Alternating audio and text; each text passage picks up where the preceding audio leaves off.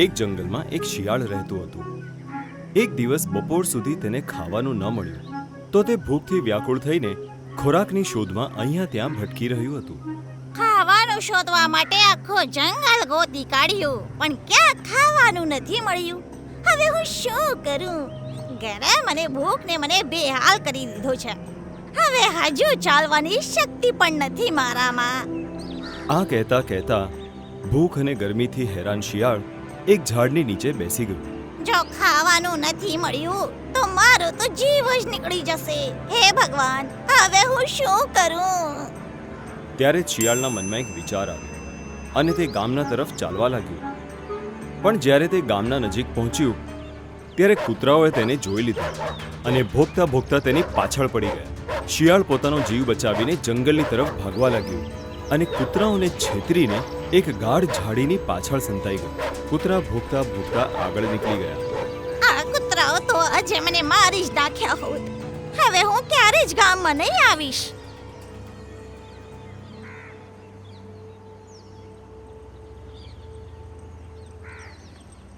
આજે કદાચ મારો નસીબ જ ખરાબ છે. ગામમાં મને કોઈક ન કોઈક ઘરમાં ખાવાનું તો મળી જ જાત. કૂતરાઓ આખી રમત બગાડી દીધી. સત્યાનાશ થઈ જાય તે કૂતરાઓનો. ઝાડની નીચે બેસેલું શિયાળ ગામના કૂતરાઓને ખરું ખોટું કહેવા લાગ્યું. ત્યારે જ તેને ચાંચમાં રોટલીનો ટુકડો દબાવીને ઉડીને આવતો એક કાગડો દેખાઈ ગયો. કાગડો એ જ ઝાડની એક ડાળખી પર જઈને બેસી ગયો જેના નીચે શિયાળ બેઠું હતું. આહાહા, રોટલી! એનાથી તો મારી ભૂખ મટી જશે. કાગડાના મોઢામાં રોટલી જોઈને શિયાળના મોઢામાં પાણી આવી ગયું અને શિયાળ વિચારવા લાગ્યું કે કંઈ પણ કરીને રોટલી મને મળવી જ જોઈએ, ત્યારે જ મારી ભૂખ મટશે. તેથી શિયાળ કાગડા પાસેથી રોટલી ઝપટવાનો માર્ગ શોધવા લાગ્યું, પણ તેને કોઈ પણ રસ્તો ન દેખાતો હતો. કાગડો ઊંચી ડાળ પર બેસીને કાળજીપૂર્વક અહીંયા ત્યાં જોઈ રહ્યો છે, જેમ કે તેને પોતાની રોટલીના ટુકડાનો ડર હતો કે ક્યાંક કોઈ બીજો ઝપટી ના લે, કારણ કે કાગડો પણ ઘણી મુશ્કેલીથી તે રોટલી કોઈ બાળકના હાથથી ખેંચીને લાવ્યો હતો. કાગડો કોઈ મોટી ડાળખીના શોધમાં અહીંયા ત્યાં જોવા લાગ્યો જ્યાં તે શાંતિથી રોટલી ખાઈ શકે અને રોટલી જમીન પર ના પડે. શિયાળને એક ઉપાય સૂચ્યો. તે ડાળ પર બેસેલા કાગડાને જોઈને ખૂબ જ મીઠી વાણીમાં બોલવા લાગ્યો. મારા વાલા કાગડા ભાઈ, તમે તો ખૂબ જ સુંદર છો.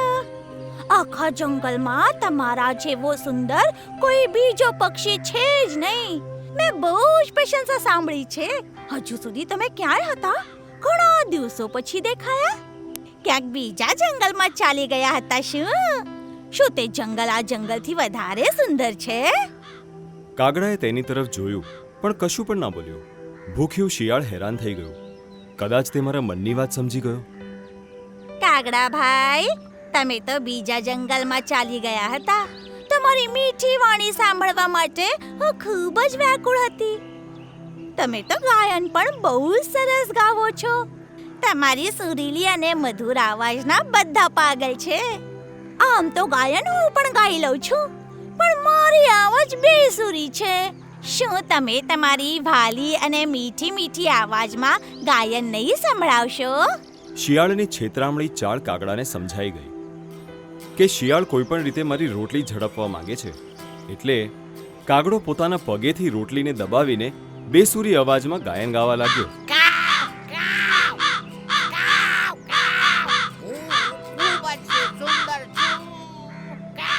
શિયાળને સમજાઈ ગયું કે કાગડો તેની ચાલ સમજી ગયું છે. હવે મારે કોઈ બીજી ચાલ ચાલવી પડશે. અરે વાહ કાગડા ભાઈ, આજે તો તમે કમાલ કરી દીધો.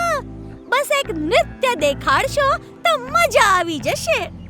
વિચાર્યા વગર જ જેમ જ કાગડાએ નાચવાનું શરૂ કર્યું, રોટલીનો ટુકડો નીચે પડી ગયો. ભૂખ્યો શિયાળ ઝડપથી તે ટુકડો ઉચકીને ત્યાંથી ભાગી ગયો. કાગડો પોતાની મૂર્ખતા પર પછતાવા લાગ્યો. શિક્ષા: પોતાની ખોટી પ્રશંસાથી આપણે બચવું જોઈએ. અમારા YouTube ચેનલને હમણાં સબસ્ક્રાઇબ કરો. નવા વિડિયોઝ જોવા માટે બેલ આઇકોન જરૂર દબાવો.